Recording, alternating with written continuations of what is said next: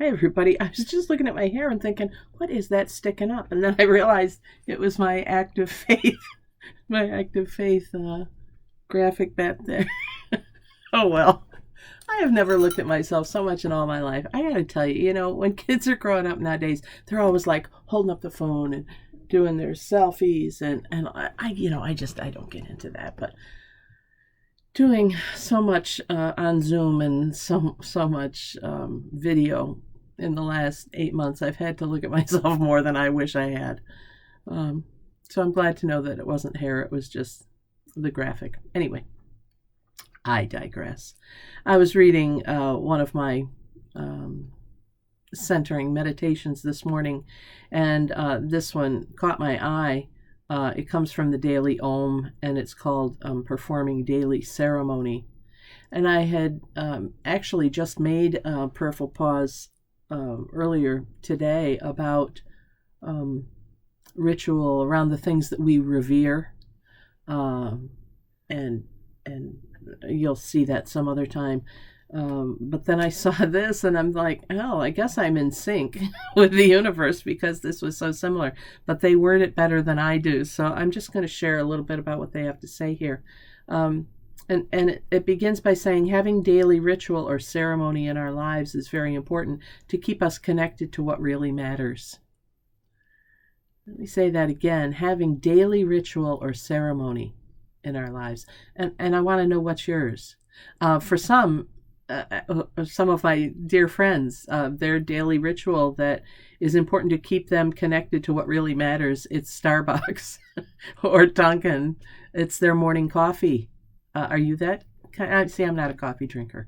I'm a tea drinker, but not fanatical. I've learned to define myself as a pedestrian tea drinker. Lipton, Red Rose, Tetley. Sometimes I'll do herbal or something like a Constant Comment or an Earl Grey, but basically just American tea drinker. Although my ancestors would have a fit with that because I'm like a map of the British Isles. Anyway, but having daily ritual or ceremony in our lives is very important to keep us connected to what really matters. And I'm humbled to say that some of you have adopted the prayerful pause with the pastor as part of that. I'm grateful and I'm humbled, so thank you. It's become that for me in a way. Getting up, thinking about, looking at life differently. Oh, would that make a good prayerful pause moment? It does change me, and hopefully it's changing you too.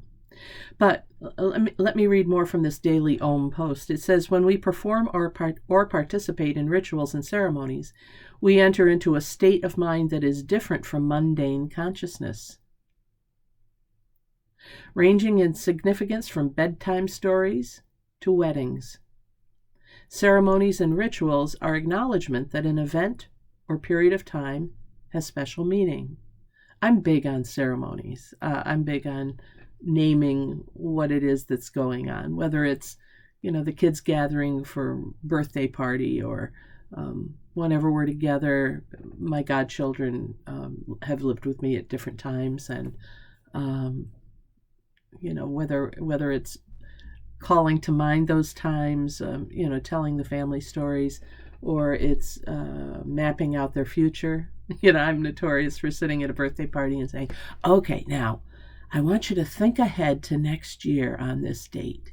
And as you are there looking back on this year, in other words, the year that's upcoming, what were the highlights? I think they just put up with me, but I think those things are important. So ranging in significance. Oh, I read that part. As a result, they can have the effect of drawing us into the moment, inviting us to pay closer attention and tune in to the subtle energies that are always present, but that often go unrecognized. In addition, as we perform the same actions we have performed before and will perform again, we immerse ourselves in a river of continuity that extends back into the past and forward into the future. We see that in church rituals. I'm thinking especially of something like communion, the sacrament of the Lord's Supper, It brings us into this river of continuity between those who have celebrated it in years past and those who will in the future, and we're a part of that. But then it says, many of us have distanced ourselves from rituals that may have seemed too constricting or too attached to an organized religion. We have chosen not to follow. However, we can reclaim the practices of ceremony and ritual to good effect, imbuing them with our new consciousness. And we do not have to wait for a big event to do it. We can engage in daily practices that include ritual and ceremony, reminding ourselves throughout the day of the sacredness of this life. And then they go on to say that the way to do this is by recognizing what it is that we are imbuing into the act. For instance, what's a good example? You go to Starbucks and you pick up your coffee and then you sit down. But before you do, maybe you pause for a moment to think of someone else you have shared a cup of coffee with. And maybe it was, a parent or a best friend in college or something like that. That very act of imbuing that special thought is what makes that sacred. Isn't that cool? And we have then a sort of reverence for that coffee, for that event. And we can do that with anything. And most of our rituals across all cultures have to do with food or washing. Isn't that interesting? World religions, whether it's hand washing or baptism, has to do with some sort of cleansing, washing, water. I find that very universal and interesting. And it's the reverence that we bring to the event that makes it become a sacred ritual. And by sacred, I don't mean necessarily associated with religion. There could be a form of secularized sacredness, like Starbucks, or reading the morning paper. One of my dearest friends hot tubs every morning reading the paper, not on a device, but the actual. She says, I have to have the paper in my hands. And that is a sacred ritual for her. So what are they for you? I think probably each one of us could list 3 or 4, but the real question is, what makes them sacred? What significance do you imbue into that event? And here we are coming up on a very sacred time, it's a season of sacred times, whether we're talking about Hanukkah or Advent Christmas or Kwanzaa or solstice. This is a time of the year where we as humans, at least in the Northern Hemisphere, recognize this change of season as something significant. And so we've layered on all of these rituals to go with it. And what needs to happen? I laughingly was telling somebody the other day, when I was growing up, all the way from the time I was born until into my 20s, well into my 20s, the day that we would decorate the tree at my parents' house, my father would make waffles for dinner. And, I didn't do that this year. I haven't had waffles.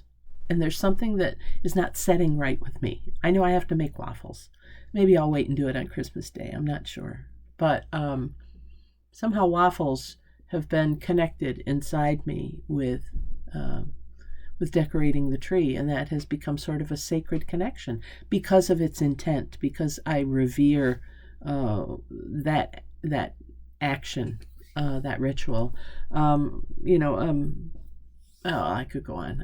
We all have those. And this year in particular, when so much is upended and we feel like we're standing on shifting sand because the world just keeps moving and we're trying to keep our balance, I think it behooves us to really look at what are the important rituals that we have developed and what are some of the new ones that we want to develop. I'm grateful that some of you feel that Prayerful Pause with the Pastor is one of those. But whatever it is, it becomes sacred because of the energy that we imbue into that and the reverence that we bring to that action. And I invite you to just figure out what 2 or 3 of those are and be very intentional about them just over the next week and see how you feel as we head into the holidays. All right? Thanks for watching this Prayerful Pause with the Pastor and engaging me. I have to say, doing these every morning or whenever I do them, at least daily, has become part of my routine, part of my sacred routine, because it prompts me to look at life differently too, the things around me differently. I hope you're beginning to do that as well. I'm Pastor Deb Swift of South Presbyterian Church in Rochester, New York. If you are in a position to make a gift, maybe an end-of-the-year donation to help support this ministry, we would greatly appreciate it. And you can get in touch with us through the website on the end cap at the end of this broadcast. This is a Friday when I'm uploading this, so I will be back on Monday. And next week, which is the week of Christmas, we're going to be looking at the birth narratives in the Bible, how they're similar, how they're different. You might be surprised or not. Maybe you know a lot about this already. But I invite you to join us. I'm working very hard to try to distill it to, what do we say, prayerful pauses, sometime between 6 and 13 minutes. There's a lot to say there, so I'll just be hitting highlights. But I think it'll give us some appreciation of who we are heading into this holiday. All right? Okay, everybody, have a great day. Take care. Be safe. Be well. God bless. Bye for now. See you next time.